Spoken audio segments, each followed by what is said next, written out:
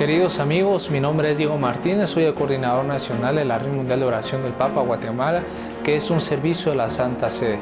Papa Francisco nos invita a unirnos en oración por el fin de la pandemia de COVID-19, los enfermos que padecen y por quienes los cuidan.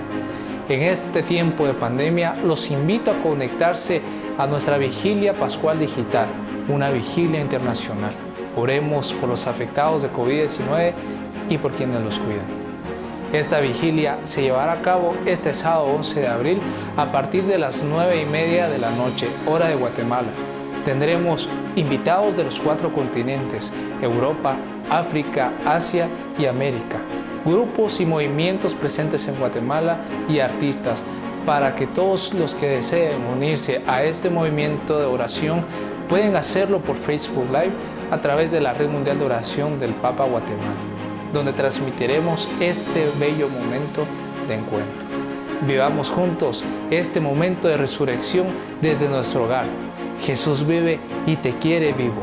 Recuerda, este 11 de abril a partir de las 9:30. Dios los bendiga.